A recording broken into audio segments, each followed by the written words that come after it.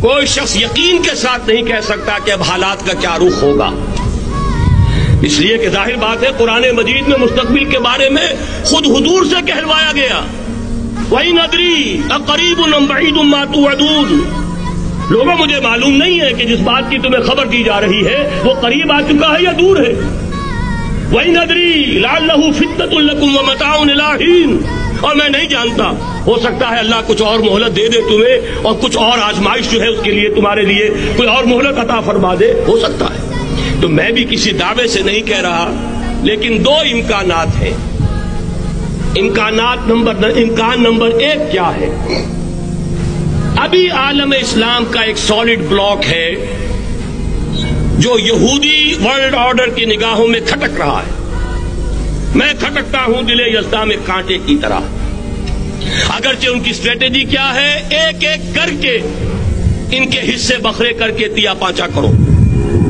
ابھی وہ بلاک کون سا ہے؟ ایران ہے، افغانستان ہے، پاکستان ہے، اور روسی ترکستان سے آزاد ہونے والی جو ریاستیں ہیں، یہ ایک سالڈ بلاک۔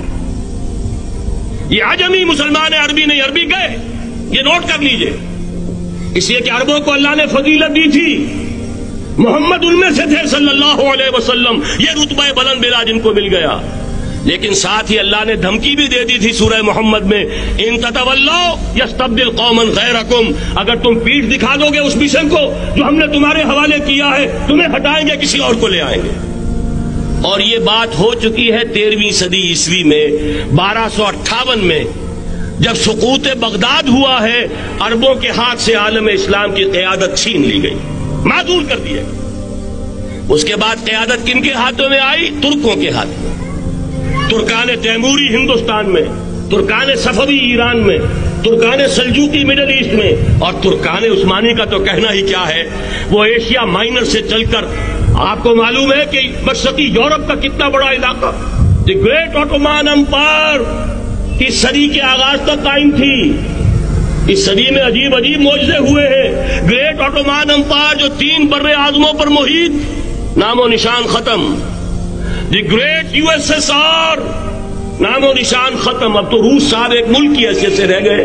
یہ اس صدی میں دو اور وقت نہیں ہے میں اور آپ کو کیا بتاؤں، اس صدی میں تو بڑے بڑے عجیب عجوبے ہوئے ہیں، بڑی بڑی 2 عظیم جنگیں ہو چکی ہیں، تیسری جو ہے سر پر کھڑی ہے، دور نہیں ہے، جس کو حدیث میں کہا گیا ہے الملحمۃ العظمی، تاریخ انسانی کی عظیم ترین جنگ، اور وہی صلیبی جنگ جس کا آغاز بوسنیا سے ہو چکا ہے۔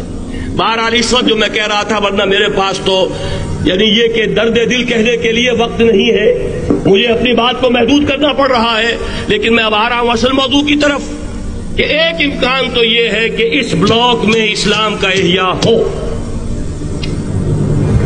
اور اس کے لیے کچھ نویدیں بھی موجود ہیں احادیث نبویہ میں۔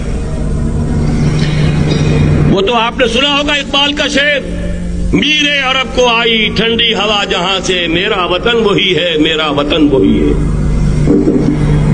حدیث میں آتا ہے یخرج ناس من المشرق یؤتون للمہدی، یعنی سلطان ہی، مشرق سے فوجیں نکلیں گی یہ جو کہ مہدی کی حکومت قائم کریں گی، اور یہ ہوں گے حضرت فاطمہ کی نسل ہی سے رضی اللہ تعالی عنہا، لیکن عالم عرب کے اندر پھر ایک طاقت بن کر ابھریں گے، باطل کی قوتوں کے خلاف جہاد کریں گے، لیکن ان کو مدد آئے گی 2 طرف سے، ایک زمینی مدد آئے گی مشرق سے، ایک آسمانی مدد آئے گی، عیسیٰ ابن مریم کا نزول، حضرت مسیح علیہ الصلوۃ والسلام جو زندہ آسمان پر اٹھائے گئے تھے نازل ہوں گے، اور در حقیقت ان 2 مددوں کے نتیجے میں پھر یہود کا قلع قمع ہوگا، اور یہی گریٹر اسرائیل ان کا گریٹر گریو یارڈ بن کر رہے گا، عظیم تر قبرستان بن کر رہے گا۔